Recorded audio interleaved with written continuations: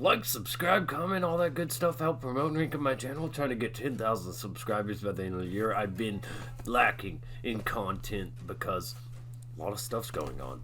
Working 7 days a week, and then there's the car problems and a bunch of other stuff. So I'm a bit behind on reviews. But Resident Evil, Welcome to Raccoon City is what we're going to be reviewing today. Non-spoiler review, because I really don't have to do one to describe this one. For a quick bit of context, I'm a fan of the first 4 Resident Evil games and some of the spin-offs. Outbreak File 1, Outbreak File 2, Code Veronica X, some of those. My cousin introduced me to the first game. They was playing it back on PlayStation.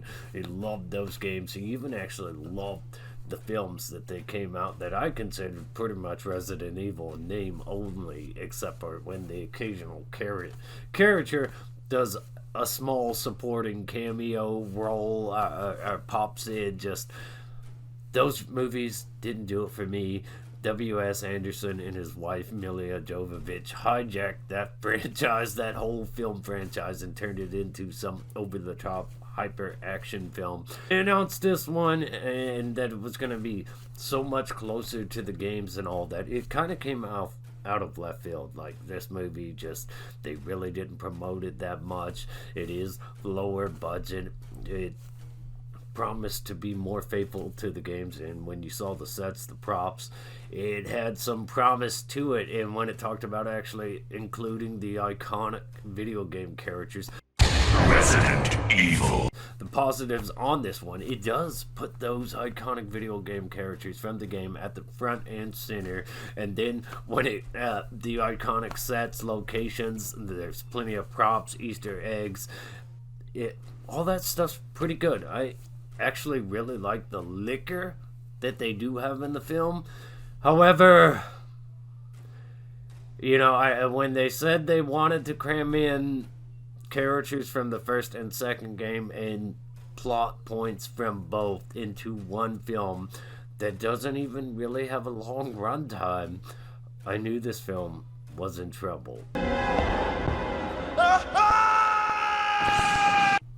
Let's just talk about the negatives. Almost everything I can think of in this film is a negative. Characters don't look or behave how they should.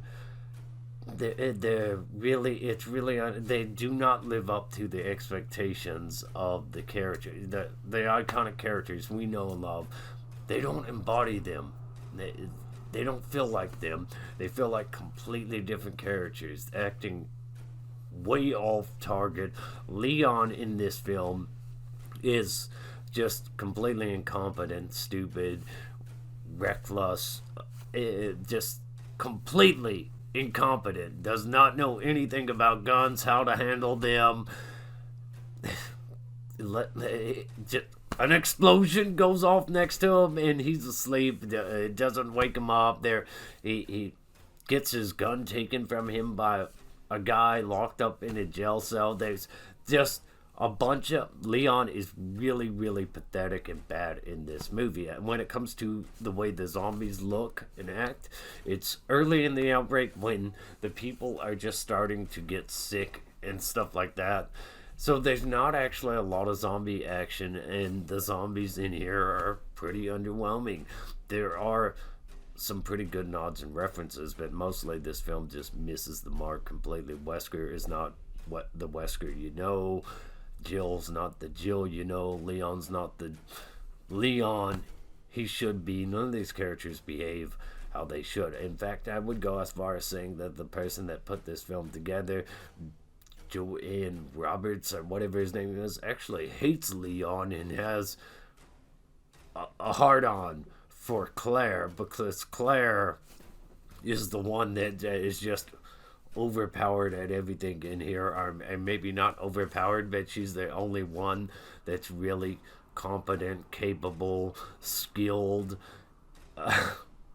It's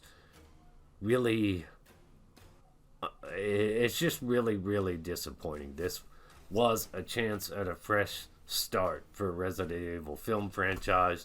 This film pretty much covers Resident Evil 1, 2, and 3 all in one film, so you're not going to get a lot of sequels out of this. I don't know why they chose to go that route.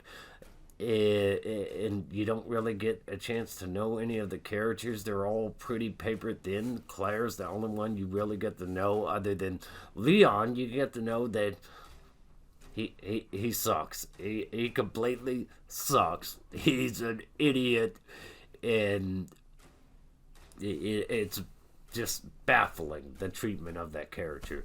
And when it comes to other characters, they're never gonna. You take a character like Wesker.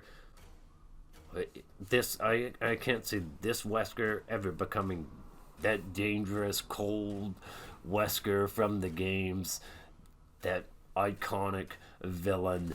Just this film was bad. Like tries to bum rush the door for the end credits. That's what it felt like. It cram everything in, every iconic thing as possible.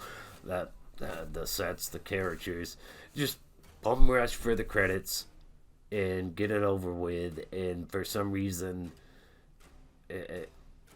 I can't see this getting a sequel. You can't slam all these games together into one short run film and expect it to work out. All these different characters that need to be fleshed out, these story elements and stuff that need to be fleshed out. The games are much more cinematic in scale and scope, and they deliver very good characters. So just play the games, revisit the games, because there's nothing to see here of value, honestly, in my opinion. Now, maybe you liked it, and that's awesome. I'm glad for you. But I just couldn't do it, man. So I'll give this film a 4 out of 10. After all the positive things I have to say, they use sets, characters, recreated sets from the game, and gave us those iconic locations, gave us those iconic characters. Kinda, sorta. Bet this sucked. 4 out of 10. Let me know your thoughts and opinions. Did you like the film? Did you hate the film? Either way, if you appreciated it, that's awesome. If you didn't, well, tell me about it, because I didn't appreciate it either. And if you did appreciate it, give me some insight to what made you appreciate it so much. Maybe it will make me appreciate it more for some reason, but I doubt it.